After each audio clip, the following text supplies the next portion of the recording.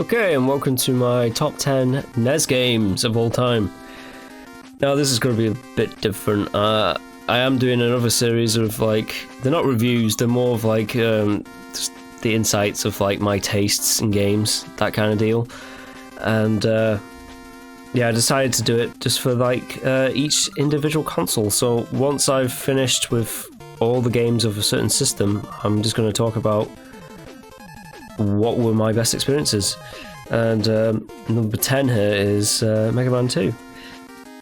Now Mega Man 2, it's a little, only just got on the list basically because I played a little bit of it like offline, not offline, what's the word to say about it? A little bit in my own like spare free time, just as a bit of fun. For this gameplay video, I think I chose the wrong level because I die straight away at this game, so it is very, very difficult. I find it very difficult. It's a side-scroller shooter, like action-adventure kind of game. That's just, it's notoriously known for being tough, and I just die in this first bit. But yeah, it's pretty okay, and I don't have anything else to say about it because my brain's kind of dead a little bit inside. Right, I'm just going to talk about the next one. Okay, so the next one is Castlevania II, Simon's Quest, and it starts off great. You basically look like the background with your colour palette. And yeah, so a thing that I should point out about these games is I didn't have a NES growing up, a Nintendo Entertainment System, so like I missed it. I missed the third generation of games consoles. And yeah, so I was very late to it. So a lot of these games that I'm experiencing right now, like I saw them on like AVGN and stuff like that back in the day. Listened to like those Angry Video Game Nerd reviews and stuff like that. And I mean, I was definitely aware of like The Legend of Zelda and Mario and Castlevania. Like I knew where they started. They started on like the NES system. But what I'm saying is, this is way, way later, like 20 plus years after the fact when I actually got around to playing them. And Castlevania 2 is my number 9 pick here. It's okay. I've already said this in like some of the other stuff that I've done for my channel, but like it's completely just not as good as the first game, and I think there's a few games that do that come to mind. I'm thinking more specifically one of my favourite game franchises of all time, Devil May Cry. Like, if you know anything about Devil May Cry 2, oh man. I'll get into that when I get into it. But yeah, Castlevania 2, it's okay, but like, in comparison to like what came before with like the original Castlevania, it's just not as good. I don't think it's as difficult as the original either, even though in this gameplay footage I die and I'm going to die again later. It's alright. That's pretty much all you can say about it, unfortunately. It's alright. It's not as good as the first one, which is a damn shame, but it's still pretty entertaining to play. I have not finished it because I know there's some like cheap things, like certain locations that you have to like go to and like get certain items and crouch at this wall to get a tornado to get you to this other place. It's like full of a lot of that rubbish. But yeah, that's my number 9. Let us move on. Okay, my number 8 is Battletoads. Now Battletoads is a very late comer to like the NES. It's like right on the NES's last legs. It is, at this point, you already have the Sega Mega Drive / Sega Genesis out, and you have the SNES out. So this is, I think it was Battletoads when it came out. I think it came out in 1991. So you're really, really right at the end of that console's life cycle. But it's on this list. It's here above like Castlevania and the others because it is like. Its art style is pretty unique and funny with the fact that these toads that are just like and that's what I should shout out as well. It's a Rareware game, or just Rare, shall we say, and it just has like a very unique style to it, and I just find it a bit charming and funny to look at, and I get a lot of like that stuff from those guys way later on their other works as well. So this is just like the beginnings of it. That's going to continue on into like all the other stuff, like the Banjo-Kazooies and like their blanking on it. Come on, Max, it's one of your favourite games of all time. Conker's Bad Fur Day, that's the one. Anyways, Battletoads it's a pretty fun platformer, albeit like ridiculously difficult, and there's no way I'm beating it. But like, there again, I think everyone's made that statement who's played this, of like, it's a hard game to play. Alright, that's enough about Battletoads. On to the next one. And my number 7 pick is Contra, the original, and I've already talked about it before, but let's talk about it again. It's I don't see when I make these statements, I don't know if they're true or not. I think it is like one of the first run and gunners, but not the first. It's just one that was the most successful. And how you can tell it was most successful? It had a load of sequels that came out throughout the years, and it's one of those things that, like, I think still people recognize the name Contra, even though like it'll be kind of like, isn't that some kind of old game? And they'll be right, because it is old at this point. But nevertheless, still pretty fun. Run and gun shooter. The spread weapon that I got right there, still OP, still the best weapon in the entire series. You just have to hold on to it. That's all you have to do. Hold on to it, baby, and just hope you don't get hit. And yeah, it's just more run and gun fun, and I can't really say much more than that. I mean, I've already said it before. Like, man with gun has to shoot things. Like, has there ever been a better story told in time? I don't think so. Okay, so let us see what I have next on my list. Okay, next on my list is Castlevania III, Draculas Curse. No, it's not as good as in my opinion, it's not as good as the original Castlevania, but it is definitely the hardest one on the NES systems.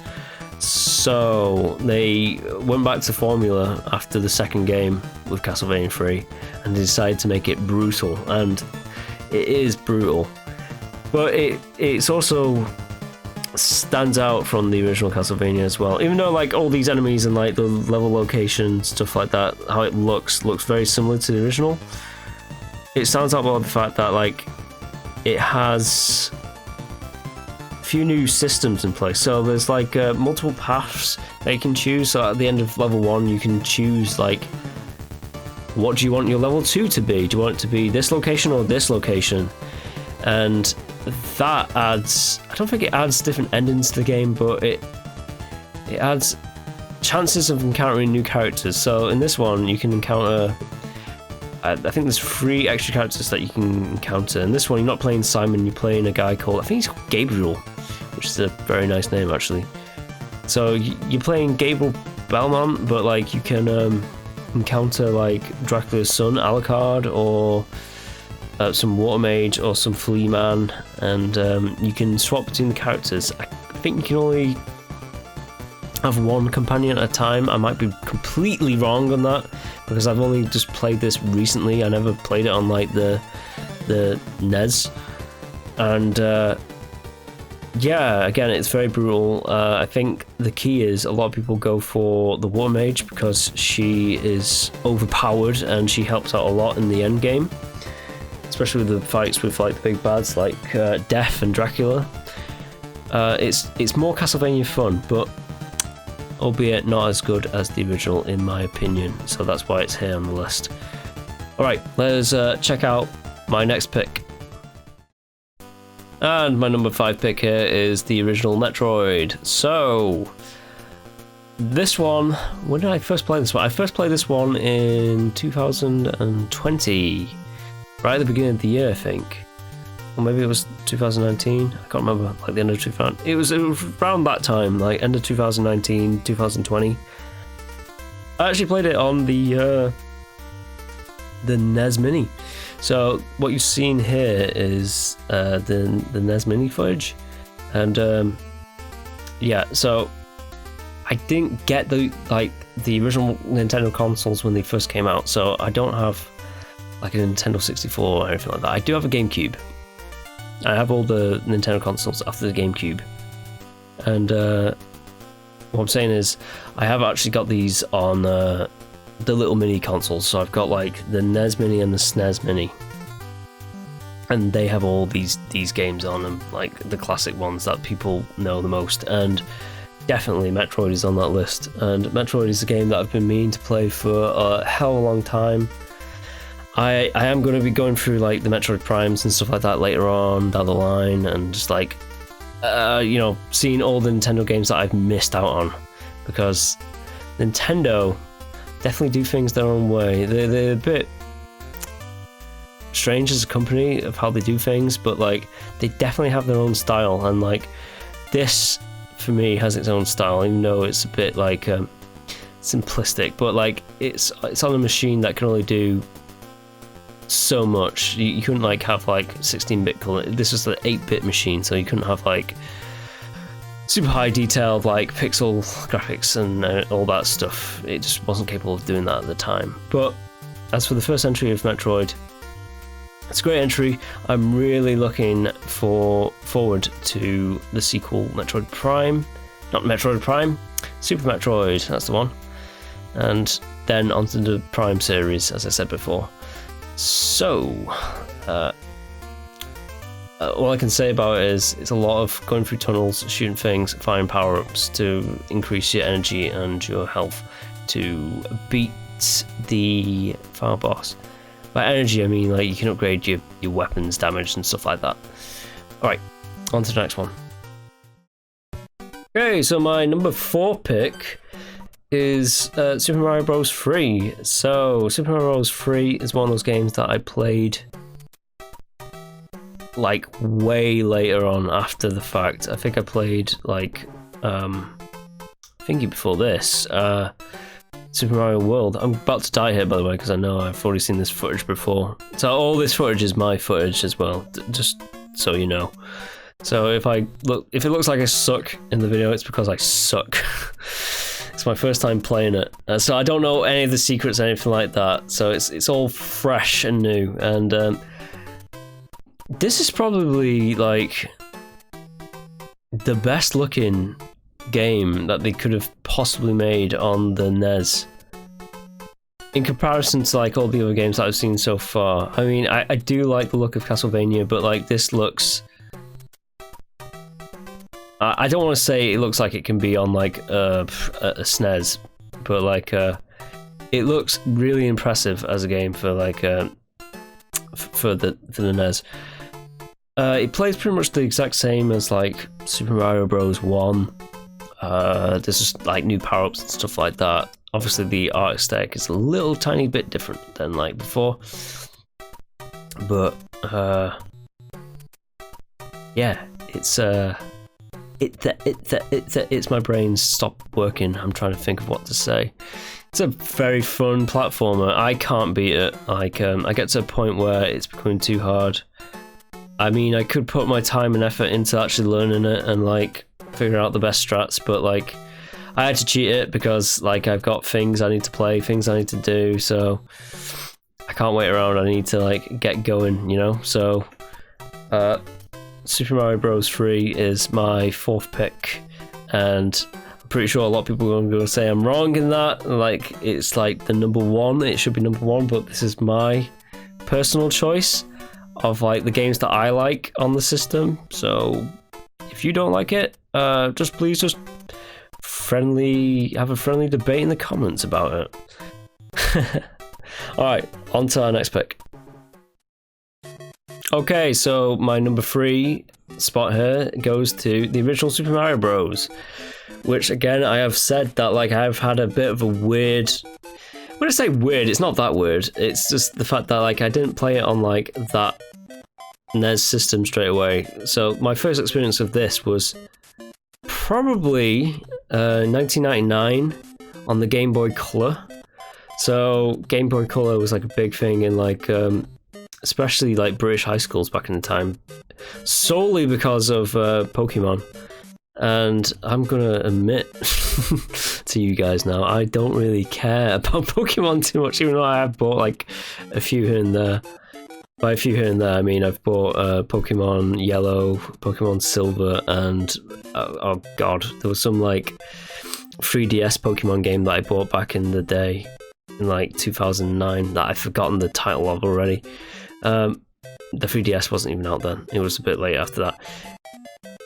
Anyways, what I'm trying to say is the first time I played Super Mario Bros. Was on the Game Boy Color. I know that because I loved that little machine. I only had a few games on it, but like it was a great handheld in my opinion. And Super Mario Bros. Deluxe was the game that I played, and Deluxe, I don't know what the Deluxe is, but like it's basically just this one. I know that for a fact, and yeah, it was pretty great, pretty fun, and I liked it a lot for what it was, and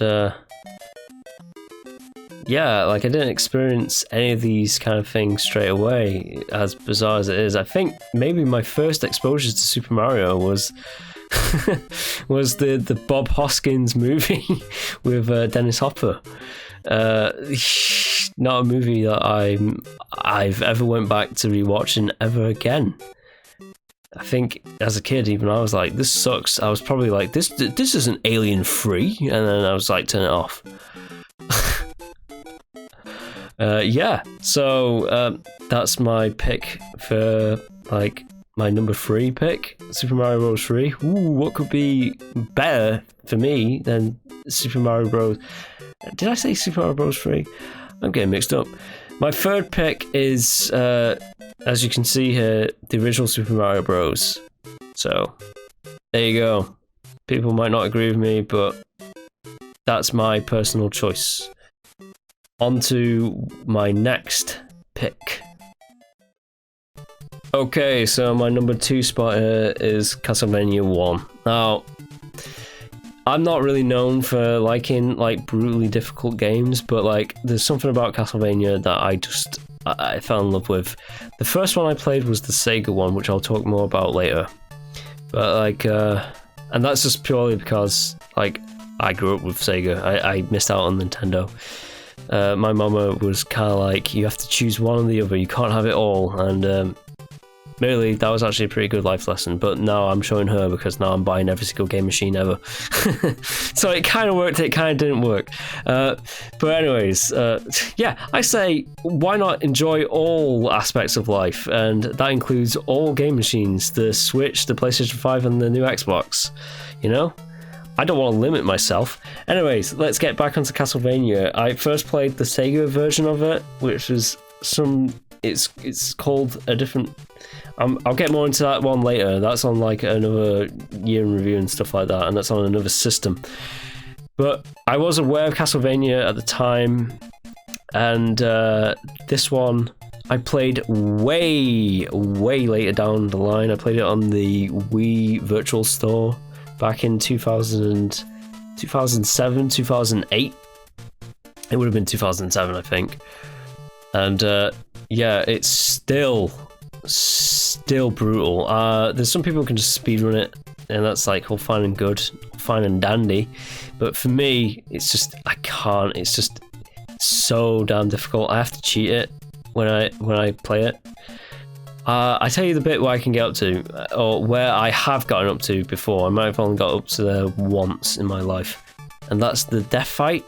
And anyone who knows the death fight, he has like 4 scythes that spawn in the map that follow you around. I think it's like 3 or 4 like scythes, and then he's swinging and jolting around the map, hitting you as well, and you have to dodge the scythes, hit him, dodge him, hit the scythes to destroy them, then he just spawns in more scythes. It's a nightmare of a boss fight, and I just can't get through it. But as for what the Nintendo Entertainment System can offer and can do, I reckon this is one of the best examples of it. I don't want to say it's perfect, but for a first entry of a game, it's just like, it just nails everything. I mean, you could argue that Castlevania 4 like improves the controls. But it's like pretty much it's all down here, pretty much. Like all the blueprints of like Castlevania, just like imprinted into this game that are just like taken forward. There's not what I'm trying to say is there's little like improvements over this one, so it just gets the game feel down perfectly first time round, and then that kind of like solidifies the series. And I have to admit, I'm not a fan of these kind of games, but if Konami was ever to like remake it or just like bring it back in a different form or fashion, they should definitely go the like the Dark Souls route kind of deal of just making it like that kind of Souls-esque game, because I feel like more than any other like game out there, like classic franchise, Castlevania probably more suits that style than any of them, and it's just a shame that they've not really done much with it since like the Lords of Shadow 2 game, I believe. They've just made like pachinko machines in Japan. It's just like, come on, what are you doing? Get a move on, like make a great Castlevania game again. So yeah, Castlevania is definitely well worthy of like my second favorite Nintendo Entertainment System game of all time. And let us see what's number one. But like, come on, we all know what's going to be number one. And number one, to no one's surprise, is the original Legend of Zelda. Now, it is one of those games that is just how to put this? It's a very special game. It's kind of imprinting itself into the hearts of many, and I will say that I think Mario has the better games. But this is definitely like the Nintendo's second best franchise of all time. It just is.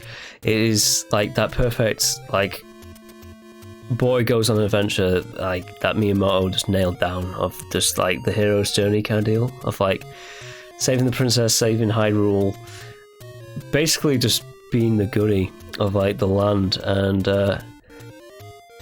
yeah, for the first attempt of like Legend of Zelda stuff, it's just like, I don't know, there's just something magical about it. Even in like this one, when it's like very, very basic 2D-ish. And yeah, I don't know. For me, like, I've only played a few of them, and I first played this in, I think it was last year, 2020. Might be a bit before that, actually. But like, my first Zelda that I ever played was Twilight Princess. And that was the first one that I ever completed. And then I finished this one. Then I think I finished.